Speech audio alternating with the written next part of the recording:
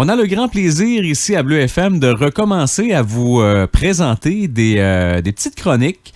Question de cultiver notre bonheur intérieur. Les chroniques Mieux-être avec Annie Beaulieu. Ça va se faire une fois par mois sur nos ondes le matin.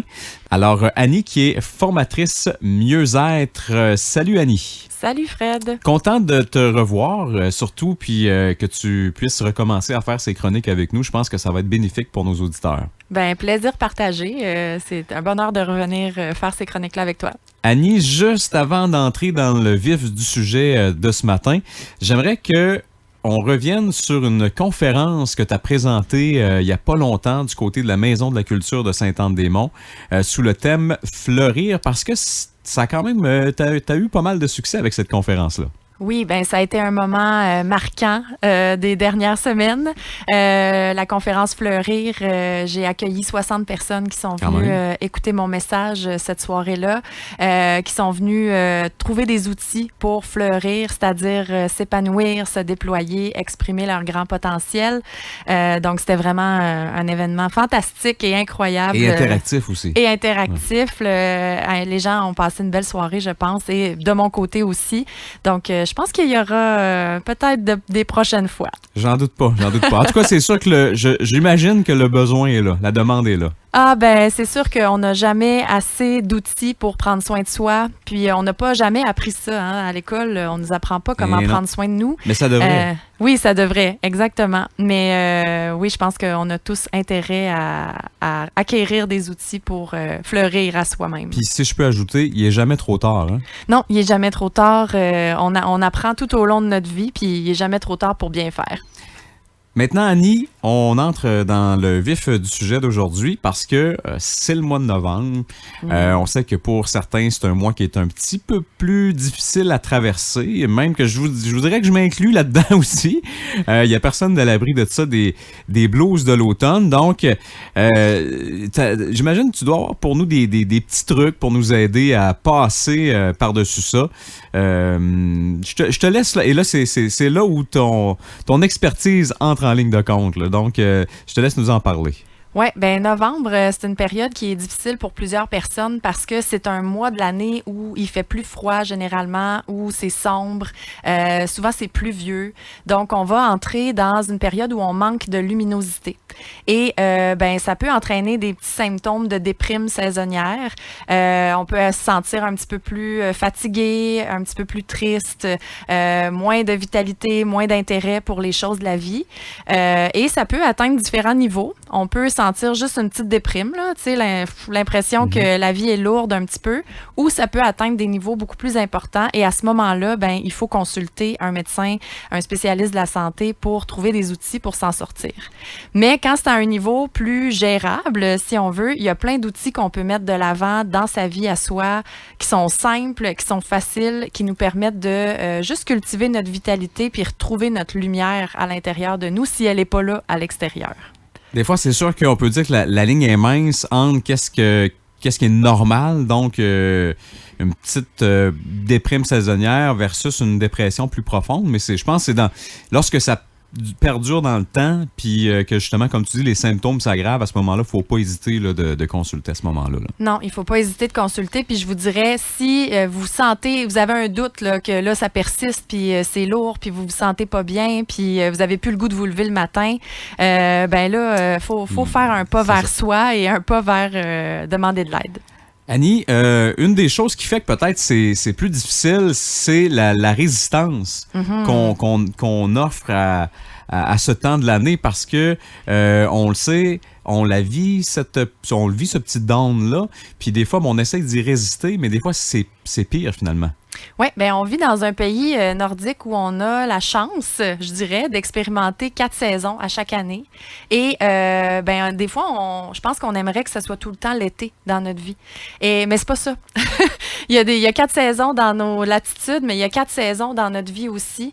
Et on peut expérimenter ces saisons-là tout au long de notre existence. Et ben, il y y a un adage populaire qui dit que ce à quoi on résiste persiste et ce que l'on affronte s'estompe. Donc, quand on commence à résister à ce qui est, ben c'est là où ça commence à être plus difficile. Alors que si on se dit, ben c'est novembre, c'est sombre, c'est une période moins olé où on a plein d'énergie et qu'on accepte cette situation-là, ben on va faire en sorte de développer des outils qui vont nous accompagner au quotidien plutôt que de résister et d'essayer d'être en été puis que ça marche pas puis que ça soit difficile. Puis c'est dans le fond de ne pas se mettre de pression parce qu'on sait qu'on vit dans un monde très compétitif, tu sais, où le Superman, Superwoman, c'est très valorisé. Donc, c'est sûr qu'à un moment donné, c'est sûr de tomber dans le jugement personnel. Tu sais, des fois, on est dur envers nous-mêmes. Ah oui, on est dur envers nous-mêmes. Je suis d'accord avec toi. Mais non, c'est important de ne pas se mettre de la pression. Justement, novembre, c'est probablement un moment de l'année où c'est bon de s'offrir de la douceur, de se donner la permission de ralentir, d'aller peut-être faire une introspection pour voir qu'est-ce qui s'est passé de beau pendant mon année, qu'est-ce que je peux laisser aller pour finir l'année en beauté. Donc, ça peut être un bon moment justement pour s'arrêter et faire ce genre d'exercice-là qu'on ne se permet pas habituellement, puis qui n'est pas nécessairement valorisé, comme tu le dis, dans notre société. Ouais. Notre société est beaucoup axée sur le faire des choses, performer, être efficace, mais l'être, c'est aussi important, sinon plus. Puis de s'offrir de ces moments-là dans l'année, ben ça peut juste nous permettre de faire mieux ensuite. Donc, novembre, c'est une bonne période pour faire ça. Et si on accepte ça, puis qu'on se donne cette permission-là, ben on va le traverser beaucoup plus sereinement, selon moi. Maintenant, Annie, pour essayer de passer à travers ce dur mois de novembre, tu nous proposes des rituels et des routines aussi à adopter. Oui, bien, prendre soin de soi, c'est un engagement qu'on prend envers soi-même. Puis, ben, plus on le fait souvent, plus on devient bon et plus ça a des effets bénéfiques sur nous-mêmes. Donc, ce que je vous suggère, c'est d'intégrer des routines ou des rituels dans votre quotidien qui vont vous permettre de nourrir vos racines, c'est-à-dire de prendre soin de vous et de faire en sorte que vous développiez votre solidité intérieure pour être capable de mieux résister aux effets ou aux événements extérieurs. Alors, Annie, quels sont-ils, ces fameux rituels? Bien, le premier rituel que j'enseigne souvent aux gens qui me suivent, aux gens qui font mes programmes d'accompagnement ou mes retraites ou mes différents ateliers, c'est le rituel M. AIME, parce que c'est un acronyme qui définit chaque activité qui le compose, M, mais c'est aussi pour se rappeler de s'offrir de l'amour à tous les jours. Parce que, on est la personne la plus importante de notre vie. On va vivre avec nous toute notre vie. Il y a une bonne chance. Oui, hein? Puis, donc, de développer l'amour de soi puis de s'en offrir à tous les jours, ben ça peut être une bonne façon de prendre soin de soi-même puis de nourrir ses racines pour être solide et en paix avec soi. Donc, A, ça veut dire allô. Allô, se demander à tous les jours, en se réveillant le matin, comment ça va? Et de répondre honnêtement à la question. Parce qu'on se fait poser cette question-là régulièrement dans notre vie. Hein? Hey, comment ça va? Et on répond souvent de manière automatique. Ben, ça va bien. Ben, c'est pour faire court, tu sais, des fois. Ben, c'est pour faire court. On n'a pas envie nécessairement d'entrer dans les détails avec tout le monde. Mais avec soi-même, on peut se poser la question puis se répondre honnêtement puis accepter l'émotion qui est là. Donc, il y a certains matins où je peux me réveiller pleine de vitalité puis il y a d'autres matins où je peux me réveiller fatiguée ou préoccupée puis tout ça, c'est correct. Fait que le A, c'est ça. C'est d'oser se demander comment ça va et de répondre honnêtement à la question. Le I, c'est pour intention, pour poser ses intentions. Donc, maintenant que je le sais avec quel état je commence ma journée, ben qu'est-ce que j'ai envie de faire avec ça? Quel état d'être j'ai envie de cultiver dans ma journée? Qu'est-ce que j'ai envie de mettre de l'avant dans cette journée-là? Donc, si je commence ma journée fatiguée, puis que j'ai une grosse journée devant moi, ben peut-être que je peux avoir comme intention de faire une chose à la fois. Et ça va me servir de phare ou de repère dans ma journée quand je me sens perdue ou quand je me sens de plus en plus fatiguée, de me ramener à cette intention-là. Ah, c'est vrai, je m'étais dit que j'allais faire une chose à la fois aujourd'hui. Ça peut nous aider à vivre ça plus légèrement. Donc, l'intention. L'intention. Le M. Le M, c'est pour mouvement et... mouvement et méditation. Donc, le mouvement, c'est la vie. Donc, bouger à tous les jours, ça va nous aider à faire circuler l'énergie en soi et c'est le meilleur antidépresseur qui n'existe pas sur la Terre. Donc, en novembre, ça peut être très, très bénéfique de bouger au moins 15 minutes à chaque jour. Juste activer la chaleur interne, faire bouger l'énergie. Puis quand on bouge, on n'a pas le temps de ruminer, hein? On n'a pas le temps d'avoir des idées noires. Voilà. La méditation aussi peut aider à juste faire du ménage dans ses pensées, juste faire de l'espace entre les pensées et aider à accepter les choses telles qu'elles sont. Et c'est une pratique que tout le monde peut faire, même si vous pensez que vous n'y arriverez pas, de débuter une pratique de méditation, ne serait-ce que 5 minutes à chaque jour pour développer sa capacité à être au présent et à accepter les choses telles qu'elles sont. Ça peut être bénéfique non seulement au mois de novembre, mais tout le long de l'année.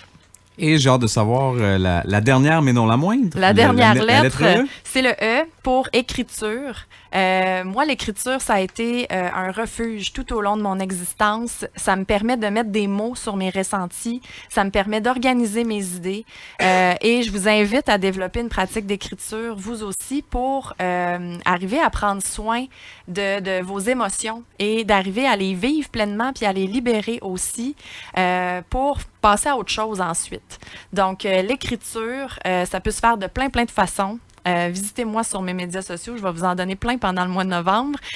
Donc, ça peut se faire de plein de façons, sans se mettre de pression, juste laisser sortir ce qui est là en nous puis qui a besoin d'être exprimé en mots. Donc ça, c'était le premier rituel. Si on parle du deuxième maintenant. Un deuxième rituel que moi je fais quotidiennement, c'est le rituel de gratitude. Des fois, en novembre, on a tendance à mettre notre attention sur tout ce qui est pas le fun dans notre vie ou tout ce qui est difficile. Et si on change notre regard, on va changer notre réalité. Et de développer un rituel de gratitude à tous les jours, ça va nous permettre de voir le beau dans notre vie, malgré les choses difficiles qui ne s'en vont pas. Donc, comment on fait un rituel de gratitude? Dans mon cas, je le fais le soir avant de me coucher. Je prends le temps de nommer au moins 3 choses qui se sont bien passées dans ma journée et pour lesquelles j'ai de la reconnaissance. Et qu'est-ce que ça fait, ce rituel-là? Ça fait en sorte que je termine chacune de mes journées sur une note positive. Et donc, ça nourrit la lumière à l'intérieur de moi. Plutôt que de mettre mon attention sur ce qui est difficile, je mets l'attention sur ce qui est beau. Puis, ça m'aide à passer plus sereinement à travers. Donc, je vous le suggère. Donc, la gratitude, un autre rituel. Le troisième? Le troisième serait un rituel de déconnexion pour se reconnecter. Donc, on est bombardé de plein de directions par les médias, par les informations. On est connecté en permanence et pourtant, on est dans une période de l'humanité où on n'a jamais été aussi déconnecté de soi-même. Donc, de s'offrir des moments pendant novembre de déconnexion de tout ce qui est information extérieure pour s'offrir des moments de calme, de silence en nature, pour aller se reconnecter à soi-même, aller se poser des questions à savoir c'est quoi qui est important pour moi, c'est quoi qui me fait du bien, c'est quoi qui nourrit ma joie et ma vitalité intérieure.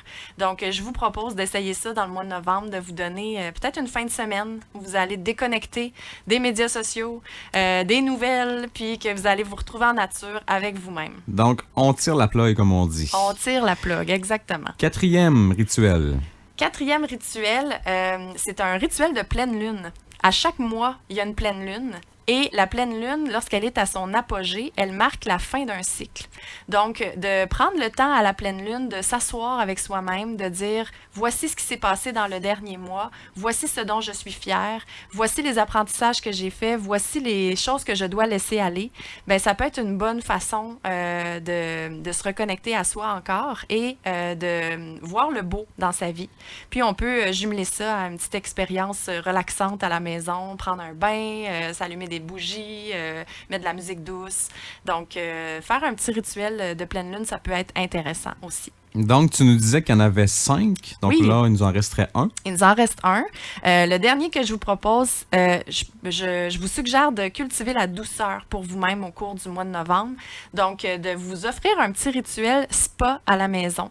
Vous pouvez aller dans un spa, un vrai spa, pour vous faire masser, pour aller dans un sauna et tout ça. Mais vous pouvez aussi vous offrir la possibilité de vous faire ça à la maison. Donc, de vous faire une journée spa avec automassage, bain, sorties en nature, puis de juste vous offrir du temps pour vous. Puis, ben, sur mon école virtuelle, vous pouvez retrouver une formation d'ailleurs qui peut vous accompagner à faire votre journée spa à la maison qui s'appelle Retrouver l'harmonie. C'est une formation qui est autonome, donc vous pouvez la faire à votre rythme, quand vous en avez besoin, quand vous voulez, et ça peut faire partie de votre expérience spa à la maison. Voilà. Alors, de bons conseils. Merci beaucoup, Annie. Justement, tu parlais des réseaux sociaux. On peut te suivre sur les réseaux sociaux. Oui, on peut me suivre sur Facebook, Instagram, YouTube. Cherchez Annie Beaulieu Pro ou Annie Beaulieu tout court et vous allez me trouver facilement. Parfait. Annie, un immense merci de ton passage en studio ce matin. Je rappelle aux auditeurs que tu reprends des chroniques avec nous sur une base mensuelle, donc une fois par mois. Mm-hmm. Donc, on est très heureux puis je suis sûr que ça a fait du bien à beaucoup de gens ce matin. Ben, je l'espère, puis très contente de reprendre ça avec toi. On se reparle en décembre. Oui, à bientôt. Merci, bye-bye.